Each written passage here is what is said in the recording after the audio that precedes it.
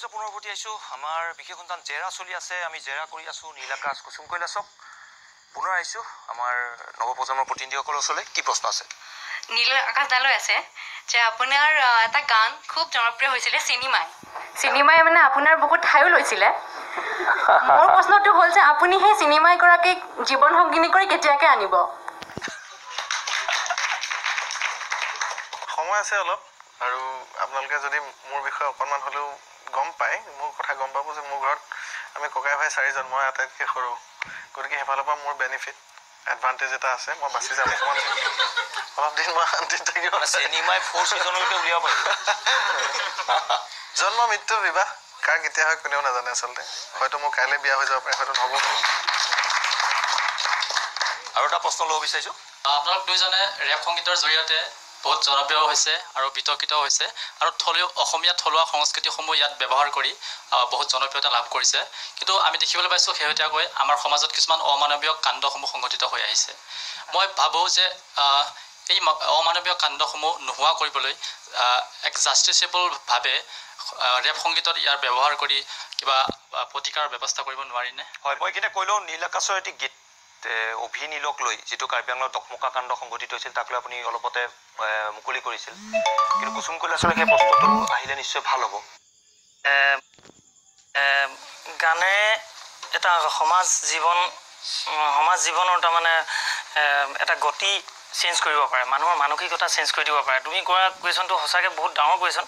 মই এতিয়ালৈকে কিন্তু ভাবি পোৱা নাই যে কেনেকুৱা ধৰণৰ সংগীত সৃষ্টি কৰিলে ৰাইজৰ মনত এনেকুৱা বেয়া বিকৃত মানসিকতাবিলাক আঁতৰি এটা শান্তি মানসিকতা জন্ম হৈ উঠিব। সেইটো মই এতিয়ালৈকে এক্সপেৰিমেণ্ট কৰি মই এতিয়ালৈকে পোৱা নাই। অনাগত দিনত যদি মই পাৰোঁ তেনেকুৱা গান মই কম্প'জ কৰিবলৈ চেষ্টা কৰিম। বৰ সুন্দৰ কুৱেশ্যন। তাৰ পূৰ্বে যিটো চিনেমাই আহিছিল, আমি চিনেমাইটো শুনি লওঁ নেকি? নীল, কথা পাতি থাকিম।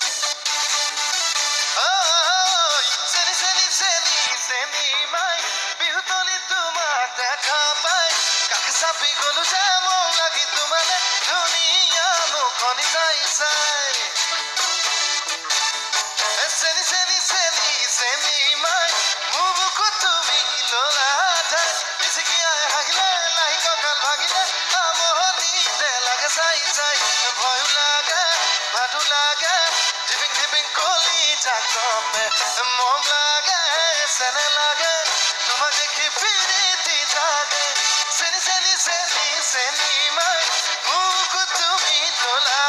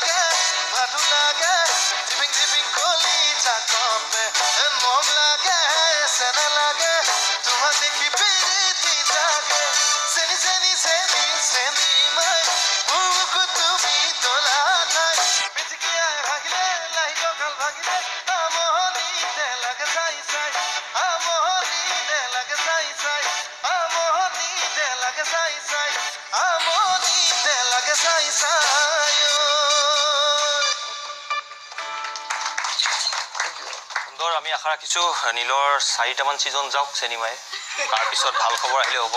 মই পুনৰ আপোনালোকৰ ওচৰলৈ আহিছোঁ। আৰু কাৰ কি প্ৰশ্ন আছে? দুয়োগৰাকীকে অভিনন্দন জনালোঁ। মই কথাটো ক'বলৈ গৈছোঁ মানে প্ৰত্যেকজন শিল্পীয়ে জীৱনত খলাবমা ওখ চাপৰ থাকে হয়তো আপোনালোকৰ জীৱনতো খলাবমা ওখ চাপৰ আছে আপোনালোকে কোনটো সময়ত নিজৰ টাৰ্নিং পইণ্ট লাভ কৰিছে নিজৰ অভিজ্ঞতাখিনি ক'লে আমি ভাল পাম টাৰ্নিং পইণ্ট ল'ব পৰা হৈছোঁ নহৈছোঁ তাৰমানে আমাক ভাল নাপায়ে নহয় গান এতিয়া শেহতীয়াকৈ 3 বছৰহে গান ৰাইজে ভাল পাইছে আগৰছোৱাটো ভাল পোৱা নাই বাৰু বিৰাট ডাঙৰ এটা টাৰ্নিং পইণ্ট হৈছে বুলি মই ভবা নাই এতিয়ালৈকে কিন্তু যদি ভগৱানে সহায় কৰে অনাগত দিনত আৰু যদি অসমখনত আৰু যদি নতুন নতুন মিউজিক নতুন ডিজাইনৰ কিবা যদি মিউজিক কৰিব পাৰোঁ অসমীয়া গান কিন্তু বেলেগ বাহিৰা গান এটা নহয় আজি অসমীয়া গানৰ লগত মই ৰেপটো সংযোজন কৰিছোঁ অসমীয়া গানৰ লগতে আৰু কিবা কিবি জেজ হওক কিবা কিবি যদি নতুন মিউজিক কৰি আমাৰ গানবিলাক যাতে বাহিৰৰ পৰা শুনি যদি মজা এটা পায় তেতিয়া বেছি ভাল লাগিব তেনেকুৱা কিবাখিনি যদি কৰিবগৈ পাৰোঁ তেতিয়া ভাবিম বাহিৰতো যেতিয়া সমাদৰ লাভ কৰিব আমাৰ অসমীয়া গানে তেতিয়া ভাবিম বিৰাট ডাঙৰ টাৰ্নিং আপোনাৰ লৈ যা চেনাই গানটো অকণমান আওৰাই দিব নি অঁ সেইটো ছোৱালীৰ গান আচলতে মই প্ৰমোচনৰ কাৰণে অকণমান হেৰি কৰিছিলোঁ লৈ যা চেনাই মতলীয়া পিৰিতিত মই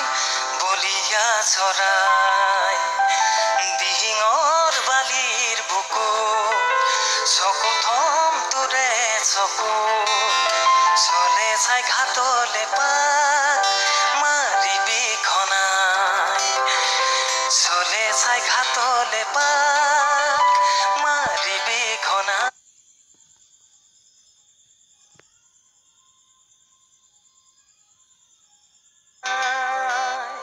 মই আচলতে এইটো জনাত গান ইমান ভাল নাগাওঁ তথাপি এই গানটো প্ৰমোচনৰ কাৰণে বনাইছিলোঁ যদি তোমালোকে শুনিছা খুবেই ভাল লাগিছে 24 তাৰিখে ৰিলিজ হ'ব গান চিনেমাখন চাবা কুসুম কৈলাশ হিৰোৰ ৰূপত দেখিব আমি সেই বিষয়ে কথা পাতিম আমি বিৰতি ল'ম বিৰতিৰ পিছত নীল আকাশে ক'ব নীল আকাশৰ জীৱনৰ টাৰ্নিং পইণ্ট কেতিয়া হৈছিল